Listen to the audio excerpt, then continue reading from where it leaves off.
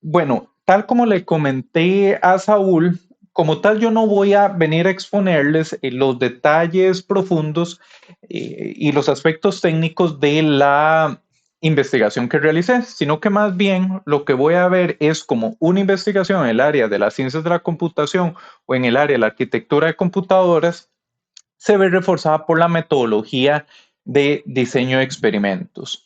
Entonces, para arrancar un poquito sobre en qué es en lo que yo estuve trabajando, es básicamente en gráficos por computadora.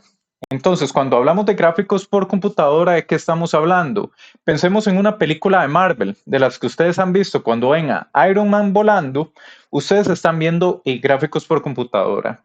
Si ustedes han visto las tomas de cerca de la armadura de Iron Man, van a ver de que existen muchos brillos, muchos reflejos, y esto se logra a través de una técnica de sintetizado de imágenes que se llama ray tracing. Este realismo, ray tracing lo alcanza al simular la física de la luz. Por eso es que las imágenes se ven tan bonitas.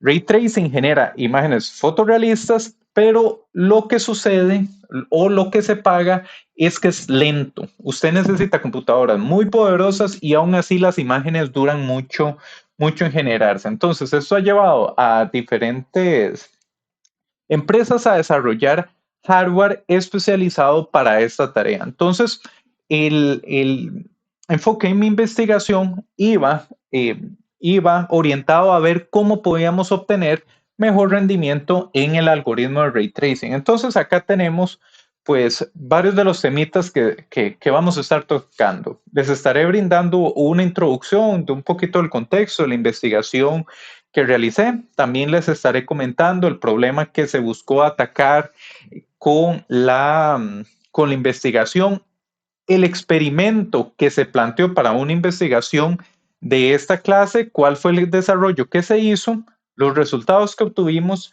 y conclusiones y trabajo futuro. Pero nuevamente lo estaré haciendo énfasis en cómo la metodología de diseños de experimentos nos llevó a obtener resultados más sólidos, que eso es parte de lo que me gustaría compartirles.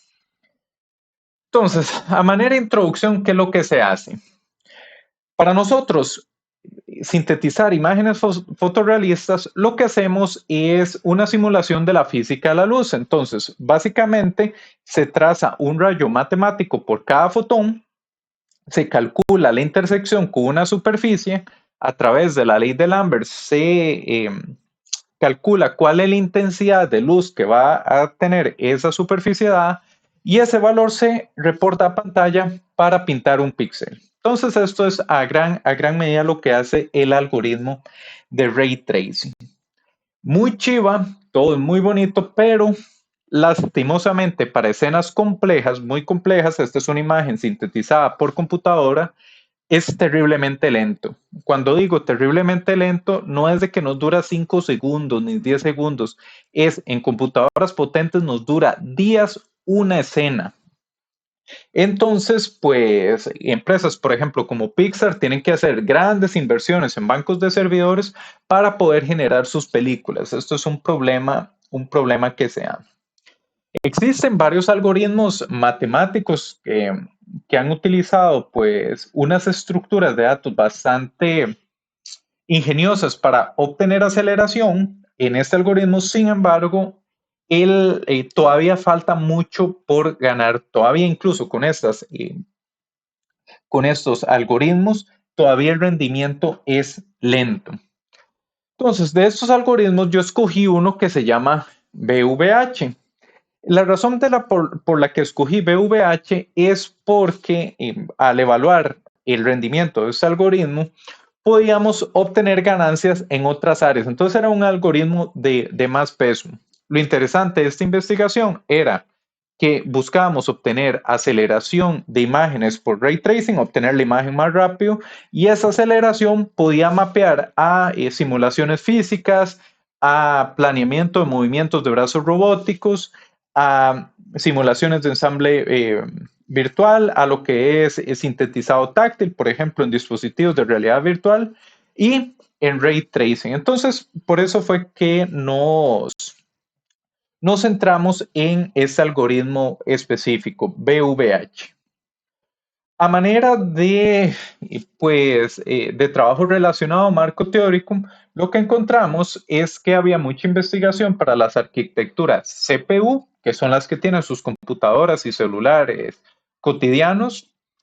Había también mucha investigación para las arquitecturas GPU. Si alguno de ustedes trabajarán con software de diseño por computadora potente o videojuegos, pues notarán de que requieren un GPU, que es una unidad de procesamiento gráfico, es un procesador especializado para gráficos.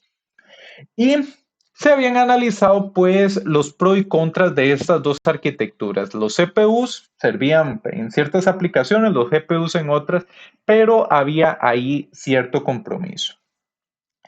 Entonces, en la investigación esta, lo que se nos ocurrió fue lo siguiente.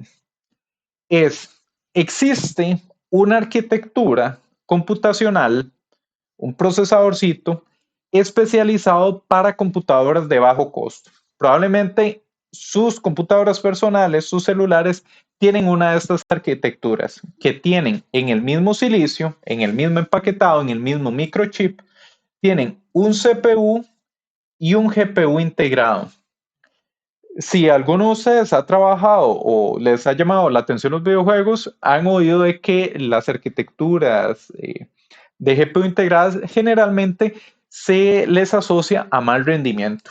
Pues resulta que esta arquitectura tenía y tiene ciertas características que nosotros buscamos explotar. Básicamente que al estar en el mismo microchip se podían comunicar de manera muy eficiente y fue lo que buscamos hacer con la investigación. Entonces, acá nos encontramos en una valoración previa a la hora de planear el experimento y empezamos a tomar decisiones que iban a impactar a nivel experimental para hacer la evaluación de la manera más justa. Entonces, ¿qué íbamos a hacer? Tenemos tres tipos de procesadores. El CPU que les mencioné al inicio, el procesador de gráficos que les mencioné, es especializado para gráficos, y el procesador de bajo costo que nosotros queremos enfocar la investigación. Acá resulta que a la hora de investigar el mercado, podemos comprar CPUs de $10,000, podíamos comprar GPUs de $10,000, pero este procesador de arquitectura a bajo costo, el más caro del mercado, costaba $170. Lo cual, pues tuvimos que llegar a tomar una decisión a la hora de planear el experimento, porque no iba a ser justo comparar un procesador de $170 a un procesador de 10,000. Evidentemente el de 10,000 iba a ganar.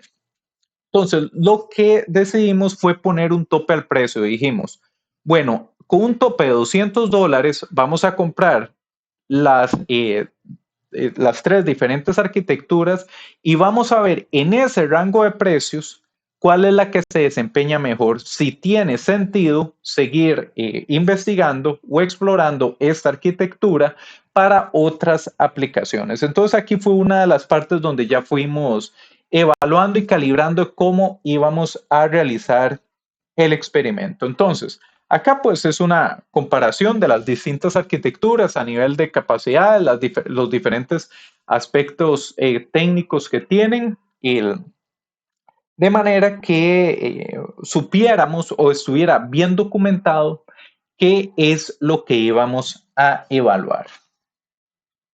Entonces tenemos eso por ahí. También parte de la investigación que le hicimos bastante énfasis fue, bueno, dar todas las características de la evaluación que íbamos a hacer y las características específicas del equipo donde íbamos a ejecutar los experimentos. Eso para incentivar de que el experimento se pueda reproducir. Entonces, esto se los doy a manera de introducción, a manera de contexto. El problema que nosotros queríamos atacar es el siguiente. Ray tracing, el sintetizado de imágenes por computadoras en hardware de bajo costo, que es el que nosotros nos enfocamos, es inviable. El rendimiento es muy malo. Y cuando generamos imágenes por computadora, la mayor parte del tiempo de sintetizado se utiliza en tareas computacionalmente intensivas, de muchas operaciones matemáticas. Se ha dirigido un montón de investigación al CPU, GPU o hardware especializado, pero nosotros a la hora de hacer nuestra valoración, nuestro estudio del estado del arte, no logramos encontrar información sobre la arquitectura o el desempeño. No logramos encontrar investigación enfocada a la arquitectura de bajo costo que nosotros queríamos aprovechar para esta investigación. Entonces, dado que tenemos un algoritmo de sintetizado de imágenes por computadora relevante, queríamos ver si esta arquitectura de bajo costo, explorándola internamente, la manera como funciona, sacándole provecho de sus ventajas y de sus características específicas, podíamos llegar a obtener buen rendimiento. Y una vez que tuvimos claro qué era lo que queríamos hacer, llegamos y planteamos el experimento. Y acá fue ya donde empezamos a divergir un poquito a lo que típicamente nos veníamos encontrando en conferencias científicas del área de ciencias de la computación. Pues me ha tocado atender a ya varias cantidades de conferencias científicas donde se hacen investigaciones de esta clase como yo. Básicamente quiero sintetizar imágenes por computadora más rápido y nada más decían, esto es lo que hacía el algoritmo viejo, esto es lo que dura nuestro algoritmo, el nuestro es más rápido y la ganancia es de 30%. Entonces ponen así, en título de la investigación es, se obtuvo una ganancia de rendimiento de 30%, se obtuvo una ganancia de rendimiento de 50%. Cuando usted llega y les preguntaba, bueno, ¿cuántas veces ejecutaron las pruebas? 3 veces, 2 veces, y llegué inclusive a encontrarme veces que decían que lo ocurrieron una vez y con eso reportaron el resultado. Que bueno, pues que ustedes están en este curso, ya se podrán imaginar que esos resultados no tienen validez estadística. Entonces para nosotros era de bastante importancia llegar a incorporar un diseño de experimento fuerte para que nuestros resultados tuvieran validez estadística. Esto fue lo que buscamos hacer con la investigación. Entonces, por lo que nos inclinamos fue por un ANOVA multifactorial. Inicialmente, yo les comenté, quiero evaluar 3 arquitecturas computacionales: CPU, GPU y APU, que es la de bajo costo, la que queríamos nosotros hacerlo, ver su rendimiento específico. Sin embargo, el hecho de tomar una imagen para sintetizar por computadora, para generar por computadora, y correrla acá, correrla acá y correrla acá, no es suficiente. Hay un montón de factores por detrás que pueden impactar rendimiento. Este montón de factores que impactan el rendimiento, nosotros los identificamos entendiendo muy bien cómo funciona Ray Tracing, que es lo que genera imágenes por computadora. Nosotros sabíamos que cuánto va a durar una imagen sintetizándose va a depender de la cantidad de objetos que tenga la imagen, de la resolución a la que la imagen sea sintetizada o los efectos que tenga en la imagen, si tiene reflexiones, si tiene transparencias, porque estos afectaban directamente la cantidad de operaciones matemáticas que se requieren para generar la imagen. Entonces, una vez que estudiamos bien el problema que tenemos, los factores que impactan directamente el rendimiento, el tiempo de sintetizado, decidimos incluir estos factores en distintos niveles para ver si efectivamente nuestra arquitectura, que es el APU, la que queríamos evaluar, era más rápida, que era lo que deseáramos, en todos los posibles escenarios. Si nosotros vemos este diseño multifactorial, tenemos un total de 360 combinaciones donde ejecutamos 5 repeticiones por combinación. Esto para llegar a estimar, tener un aproximado de la varianza para una combinación específica. Entonces, en total, para nosotros identificar si nuestra arquitectura es más rápida, ejecutamos 1800 experimentos. Llegamos a ejecutar 1800 experimentos para para verificar esto. Y nuestra variable de respuesta, lo que nosotros evaluamos era una imagen de alguno de estos escenarios, ¿cuánto tiempo duró? Entonces, podíamos llegar a tener casos, por ejemplo, donde este escenario duró 10 segundos. Y ese mismo escenario, pero con GPU, o sea, el único factor que cambia es aquí el GPU, este dura 15. Entonces, con eso decíamos 10 segundos es mejor, es más rápido que el que dura 15 segundos. Entonces, esto fue lo que valoramos. Acá el desarrollo, pues, antes de ejecutar el experimento, a esta arquitectura que yo les comenté, el APU, pues le hicimos un algoritmo especializado, que es este que vemos acá, que lo que buscaba era explotar o tomar ventaja de las características específicas de esta arquitectura a bajo costo, que no la tienen las otras.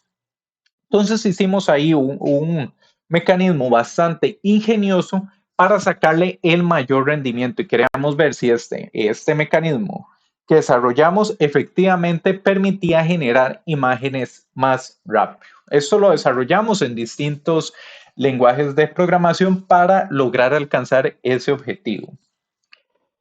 Y aquí viene la parte interesante. Los resultados y el análisis que obtuvimos nosotros a la hora de llegar a plantear este experimento multifactorial, ¿cuáles fueron los resultados que obtuvimos? Para que nos hagamos una idea de qué es lo que era producto de cada uno de nuestros experimentos, se generan estas imágenes. Estos son pues imágenes aleatorias con distintos objetos geométricos sintetizados por ray tracing, pero eso era para estresar el sistema a nivel experimental. Son escenas generadas aleatoriamente. Lo que sí es que para cada uno de los escenarios que validamos, la escena tenía que ser la misma. Si no, no estaríamos comparando manzanas con manzanas. Entonces, para cada uno de los escenarios que validábamos, la escena tenía que ser la misma. Entonces, esto es producto de uno de los experimentos. Este es un producto de otro de los experimentos, otra de las combinaciones, factores, de los diferentes factores con 4.000 objetos. Y esta es con 16.000 objetos. Nosotros estresamos el sistema de esta parte. Y realizamos el análisis de varianza. Esto lo analizamos utilizando R. Esto que vemos acá es que todos los factores y todas sus interacciones son estadísticamente diferentes entre sí. Esto, bueno, la ANOVA lo que nos dice es que hay diferencia entre los grupos. Y nos salió que básicamente que todos los grupos eran distintos entre sí. Nosotros con esta información no podemos concluir si nuestra arquitectura era mejor. Nosotros requerimos hacerle un análisis post hoc para identificar si efectivamente el desempeño de nuestra arquitectura era mejor. Pero esto nos dice de que sí hay algo que explorar a nivel post hoc. Entonces, pues procedimos. Acá muestro un gráfico de promedios generales. Eso es de todo el experimento, de todas las combinaciones de experimentos que realizamos, el promedio para el APU, para el CPU y el GPU. Y de acá que vemos que nuestra arquitectura fue la más rápida. Entonces, aquí hago una crítica a otra de las cosas que he visto en conferencias científicas, que idealmente ustedes no lleguen a cometer estos errores, ponen gráficos de promedio sin diseño de experimentos. Realmente cuando usted les pregunta, dice que se corrieron 3 veces y con eso presentan los gráficos. Es lo número uno. O número 2, ponen gráficos de promedio, tienen bigotes, y no mencionan los bigotes. ¿Qué significa? En este caso, los bigotes significan el error estándar, en este caso particular mío. Y otra es que de un gráfico de promedios no podemos, solamente viendo, sin conocer lo que son los bigotes, no podemos llegar a concluir directamente si hay diferencias estadísticamente significativas entre los grupos. En general, típicamente lo que yo veo en las conferencias científicas es que ni los bigotes ponen, lo cual es terrible. Para nosotros llegar a tener un resultado más certero, lo que utilizamos para el análisis post-hoc fue el pairwise t-test. También se puede utilizar TOKI, HSD, otras técnicas para las comparaciones entre grupos, pero en nuestro caso utilizamos las pairwise t-test, que es una prueba T especializada para poder analizar más de dos grupos a la vez, que minimiza error tipo 1, que es lo que nosotros, es el problema que se nos presenta cuando comparamos más de dos grupos. En este caso, ¿qué resultado nos arrojó la pairwise test? Nos tira que nuestra arquitectura del APU es estadísticamente diferente al CPU y es estadísticamente diferente al GPU. Con esta información, nosotros podemos llegar y decir con confianza de que el promedio de tiempo de sintetizado de nuestra arquitectura es mejor. El análisis post-hoc nos permitió decir eso. Desmenuzamos un poquito más los resultados porque pues, teníamos varios factores y queríamos ver el comportamiento del tiempo de sintetizado en función de cada uno de los factores. Entonces, por ejemplo, acá vemos en función de la resolución en la cual la imagen fue generada.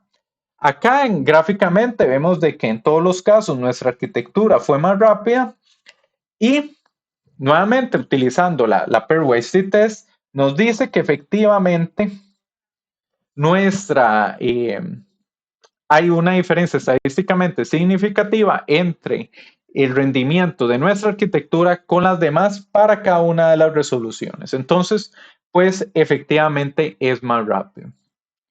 Sin embargo, aquí nos encontramos algo más interesante. ¿Qué sucede?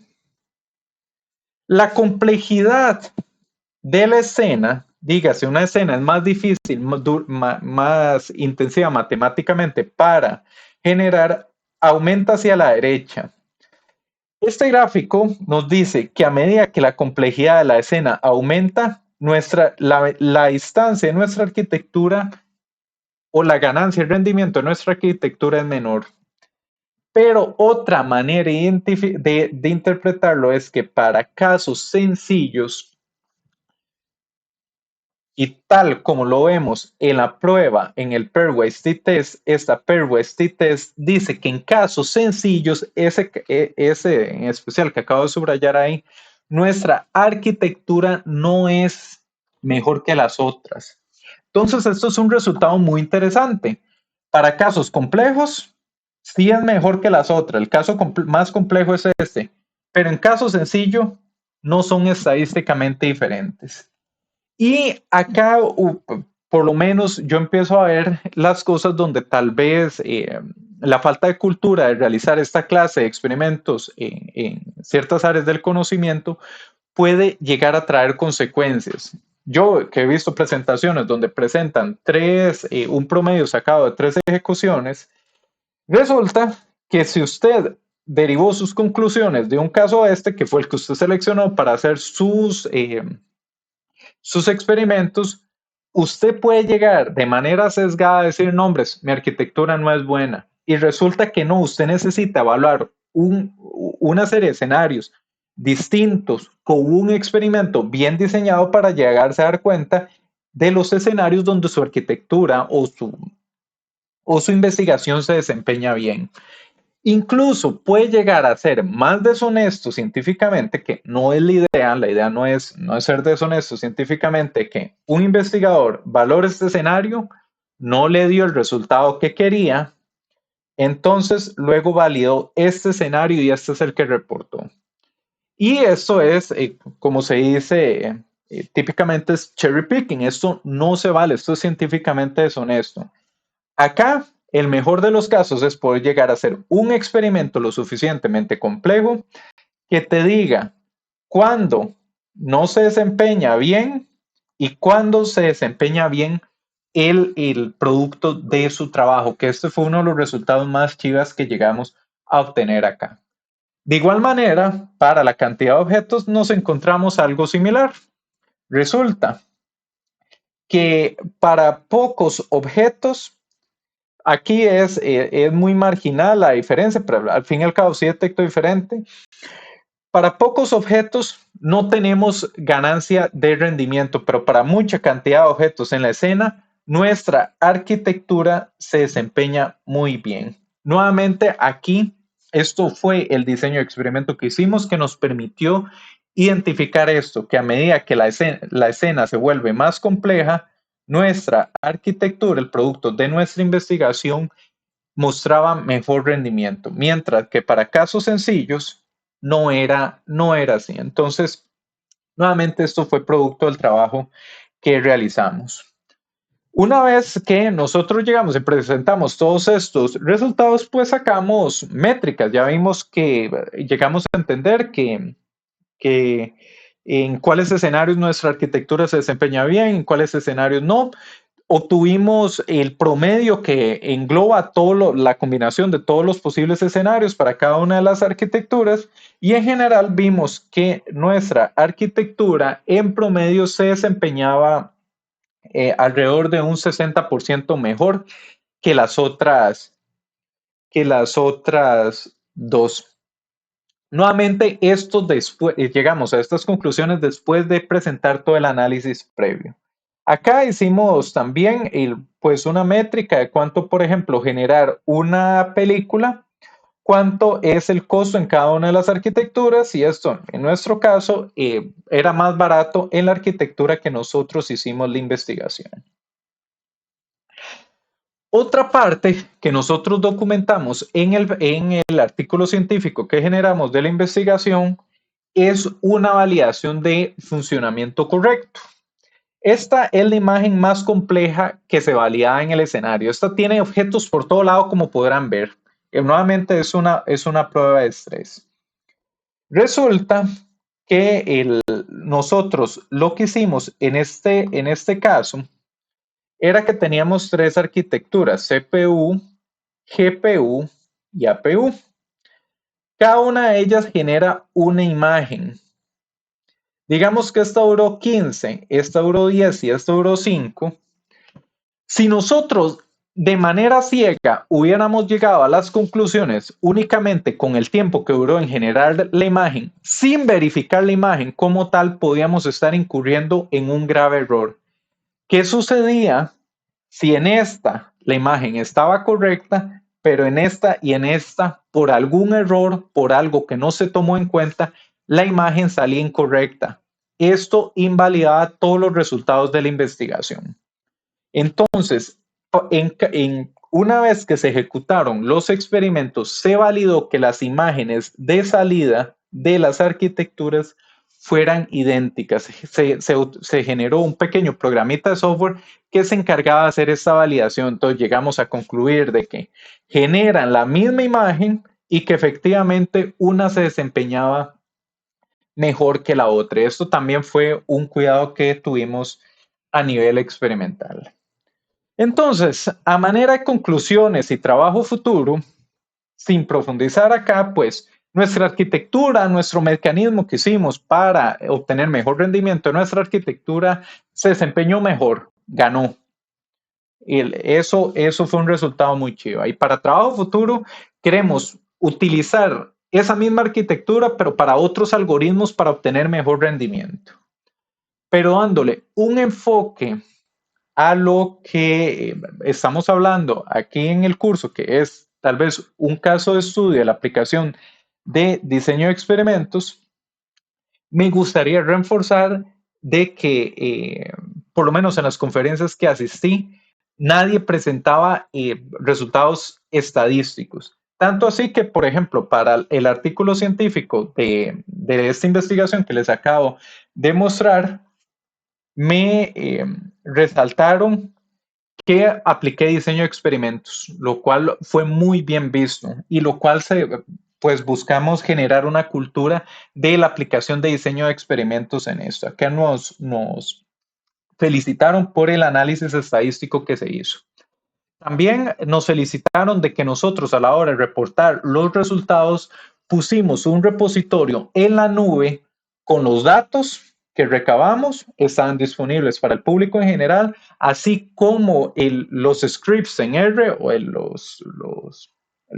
la programación en R que se utilizó para analizar los datos para que otros investigadores lo pudieran validar. Entonces nosotros reportamos los resultados de esta manera. Y pues esto yo se lo inculco también a estudiantes míos de los cursos. Acá hay un ejemplo que me llamó bastante la atención. Un ex estudiante mío generó un artículo científico también en ciencias de la computación utilizando diseño de experimentos y pues también lo felicitaron por la aplicación de la metodología. Y lo interesante es que a la hora de aplicarlo en ciencias de la computación, se dice de que es un ejemplo diferente a la aplicación de diseño de experimentos, que para mí no debería serlo, debería ser algo que debería utilizarse ampliamente. A nivel de la presentación como tal, llega hasta acá. Sin embargo, yo tenía unas diapositivas, esto se los muestro, por si en la conferencia científica me preguntaban específicamente la validación de los supuestos de la NOVA, que es algo que siempre tenemos que hacer. Yo las tenía como diapositivas de respaldo. De hecho, por razones de tiempo, no les comenté, pero el análisis se debió de realizar con transformación de raíz cuadrada de los datos para poder ajustarnos a los supuestos de la NOVA. Aquí vemos, por ejemplo, la normalidad, teníamos una desviación pues grave, aquí ya tenemos una desviación moderada. Y el más crítico, la homoceasticidad, este era antes de la transformación de datos, este posterior. Ya una vez que le ejecutamos la transformación de raíz cuadrada, pasó la prueba de Levin de homoceasticidad. Entonces, permitía analizarlo por esa manera.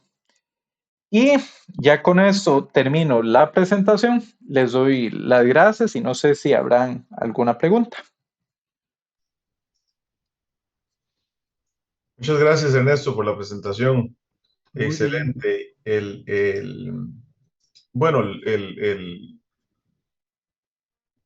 fue muy bonito ver la aplicación de los conceptos, ¿verdad? En un campo como el de ciencias de la computación. Quiero recalcar el hecho de que no debemos dar por sentado el asunto del diseño de experimentos. Como bien les comentó Ernesto, lamentablemente a veces no se es riguroso en este aspecto, dependiendo del área específica del conocimiento, y no queremos caer presas de ese exceso de confianza. Yo le llamaría incluso un poquito de esa arrogancia académica, ¿verdad? Pensar que simplemente podemos hacer algo y darlo por bueno sin sistematizar una evaluación de los resultados. Después, aunque ese aspecto eh, digamos, digno de mención en la parte de ciencias de la computación, es una costumbre que se debería tener en todas las ciencias y en todas las ingenierías, ¿verdad? Y como les decía antes, a veces lamentablemente pues no se le da el énfasis que amerita. Y después quisiera resaltar también lo del cherry picking que mencionó Ernesto, ¿verdad? Que quizás uno lo que presenta es de lo que más le conviene, ¿verdad? Lo que dice que lo que usted hizo está muy bien. Y sin embargo, pues lo ético, ¿verdad? Es delimitar los resultados que uno tiene al rango, ¿verdad? Eh, eh, al, al, en decir, ok, mi experimento demuestra que yo tengo razón, pero ojo en el rango en el que lo hace, ¿verdad? Para que estemos todos entendidos de que no es la pomada canaria tampoco, ¿verdad? Y como hemos conversado en otras ocasiones, todo modelo tiene sus límites, ¿verdad? Y es científicamente honesto, ¿verdad? Dejar claros cuáles son esos límites. Y solamente en caso de que no estuvieran familiarizados con la expresión esta de cherry picking, ¿verdad? A lo que hace alusión justamente es que usted, de un grupo de resultados, usted escoge así a dedo, ¿verdad? Los, los que más le convienen para quedar Ujú. como como confiable todos sus resultados, ¿verdad? Y no quiero que piensen que eso es un asunto de poca importancia. En una ocasión, trabajando eh, con unos colegas de una institución tan prestigiosa como el MIT, ¿verdad? El Instituto Tecnológico de Massachusetts, eh, yo había visto los gráficos de los datos en crudo y después vi los gráficos en una conferencia y yo me di cuenta que le faltaban datos, ¿verdad? Y yo fui y le pregunté, mira, pero aquí no habían unos datos que eran un poco extraños, no sé qué, no sé cuánto. Y el colega lo que llegó y dijo fue de, no, yo lo agarré y se lo quité con Paint, ¿verdad? Le borré ahí el dato, lo cual es completamente deshonesto desde el punto de vista científico. En una institución que si ustedes buscan el MIT, en el ranking universitario, es la mejor, no está en el top 5 ni en el top 10 ni en el top 3 es desde el punto de vista en las áreas tecnológicas, es la universidad número 1 del mundo, ¿verdad? Así es que siempre se debe perseguir, por supuesto, el asunto de eh, vamos a ver, lo que quiero decir es, todo investigador quiere que su experimento sea exitoso, obviamente, pero siempre se debe perseguir con la mayor honestidad científica al respecto. Eh, Dago, te doy la palabra a vos. Muchísimas gracias. Eh, bueno, primero el agradecimiento a Ernesto, muy interesante. Yo quisiera resaltar algunas cosas desde una disciplina totalmente diferente. Eh, lo primero a resaltar es, en este tema de diseño de experimentos, al igual que en la ciencia, cuando se dice de publicar en inglés como lenguaje de la ciencia, el análisis estadístico tiene que ser también un lenguaje de la ciencia, o sea que independientemente de la disciplina, cualquiera debería estar en capacidad de poder entender los principios del análisis que se utilizó. Y entonces aquí quiero, Ernesto, pues resaltarte varias cosas. Por supuesto, número uno es que presentas un excelente trabajo, pero también profundizas en enseñanzas. ¿Y cuál enseñanza?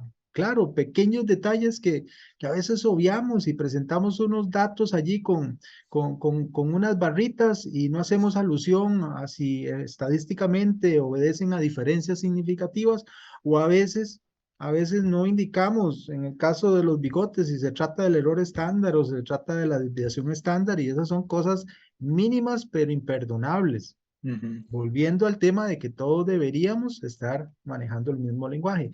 Hay un asunto, aparte de la rutina de lo que fueron los experimentos, que a mí me gustó mucho porque ya cada vez entiendo cómo se hacen las rutinas o se diseñan los experimentos en el área de las ingenierías, en electrónica, en computación. Me gustó mucho eso.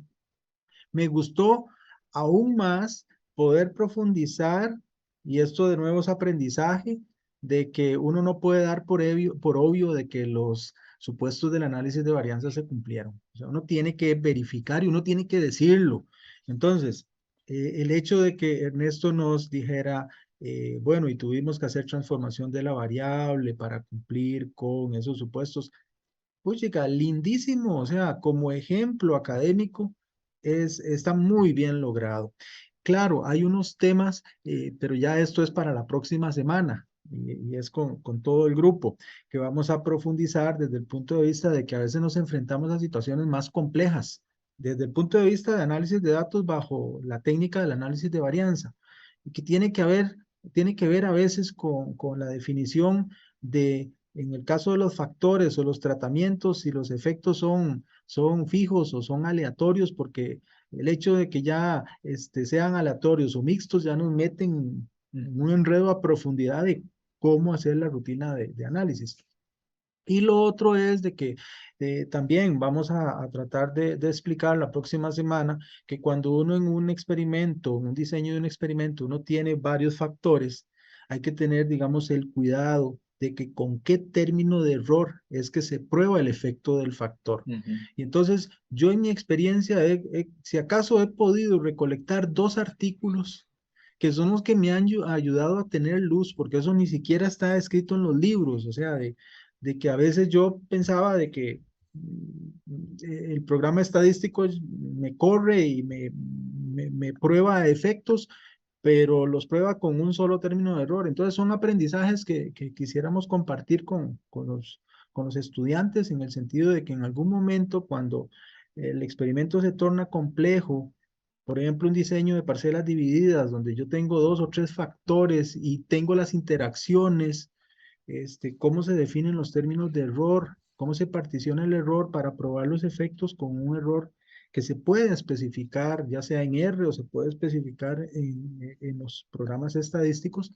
Y entonces son cositas de, como quien dice, es como entrando a la piscina y cada vez a aguas más profundas, pero todo con la sana intención de dar luz. Y estas cosas, repito, en el caso de Ernesto, pues agradecer muchísimo de que refuerzan parte de lo que nosotros tratamos de hacer. Lo que dice Saúl, por supuesto, desde el punto de vista del manejo ético de la información.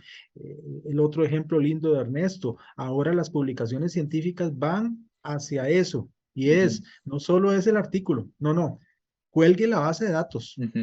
Y esa base de datos, por supuesto, tiene una autoría. Otra persona las puede revisar y podría complementar, usar esos datos dando la autoría. Entonces, ahora ya las revistas serias están justamente pidiendo que vaya, aparte del manuscrito, la base de datos. Y eso es para que un evaluador, pues, entre ya más en materia. Entonces, bueno, tenemos que acostumbrarnos a eso. Ernesto, muchísimas gracias y a Saúl también por Ah, esos aportes. agregando un poquito aquí a lo que mencionaste, Dagoberto, ahí, por ejemplo, estos los supuestos que mencionaste, estuve yo de lector en una tesis de una persona que realizó un diseño, un análisis de varianza multifactorial en una empresa médica, y yo le pregunté por los supuestos, ¿cuáles? Se aplicaron la herramienta estadística y Sí. terrible. Imagínense en algo tan crítico como es la aplicación médica que no se estén tomando esos cuidados. Entonces, ahí también reforzando eso, de que es algo que hay que tenerle mucho cuidado. Y otra cosa, lo que mencionaste de factores no controlados o que a veces factores de que uno no puede controlar. Yo también llegué en mi experiencia, vea qué interesante. Dos máquinas idénticas, dos computadoras idénticas, con misma versión de software, mismo disco duro, mismo RAM y todo, y una se desempeñaba mejor que la otra. Y eso puede mapear a una investigación de estas clases. Y esto, después de analizarlo, aquí Saúl conocerá el término, es lotería del silicio. Los procesadores internamente, aunque usted compre el mismo modelo, uno va a correr con una frecuencia más alta, más rápido que otro. Y eso es algo que uno no tiene control. Entonces, incluso en el escenario ideal es ejecutar esto mismo en varias máquinas para llegar a filtrar eso. Y son de las cosas que uno tiene que tener presentes. Muy bien. No sé si alguno de los chicos tienen algún comentario o alguna pregunta para Ernesto. ¿Qué les pareció ver la parte de diseño de experimentos aplicado a otro campo completamente diferente? ¿Se imaginaban que era aplicable a este tipo de escenarios? ¿O cómo lo vieron?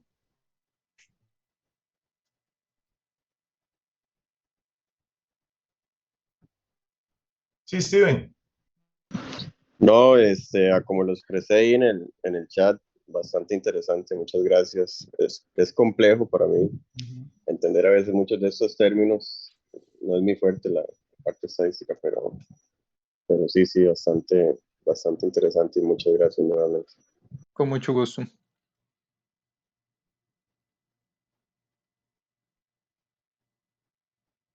María José. Hola, buenas noches. Sí, de mi parte concuerdo con Stevens. Bueno, un tema totalmente distinto. Realmente me gustaría leer el artículo completo. No sé si está disponible en algún lugar. Te agradezco si es así, que me lo indiques. Y la otra cosa es si usted es el que va a dar el siguiente semestre de lectiva, porque pues tiene un modo bastante interesante de explicarlo. Y nada, gracias.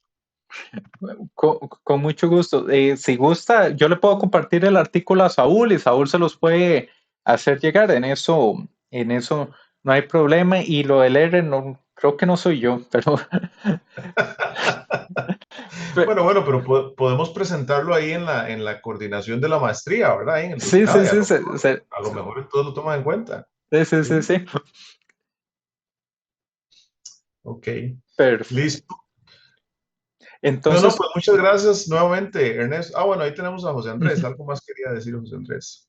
Sí, no, rápidamente, no, agradecerle a Ernesto por la presentación pues uno como, bueno, yo en mi caso como agrónomo me cuesta un poco entender, pero de igual manera lo hizo bastante sencillo y fácil de comprender. Y me llamó la atención unos puntos donde utilizó las transformaciones, que en cierto momento en el curso discutimos de ello. Entonces, no, solamente quería hacer ese comentario. Muchas gracias. Gracias, José Andrés. sí, Sí, pues, no, pues nada, muchas gracias, Ernesto. De verdad, ahí esperemos que en futuras iteraciones del curso también te podamos ahí tocar el pie para que volvás a contarnos un poquito cómo va la cosa y de ahí a lo mejor ahí te embarcamos para meterte también en el programa de la maestría. está bien. Muchísimas gracias, Saúl, y también un gusto con todos ustedes. Muchas gracias por la invitación y espero que les haya sido de provecho. De mi parte, queda a la orden y hasta luego. Gracias, Ernesto. Gracias. Un gusto, Ernesto. Gracias. Hasta luego. Sí.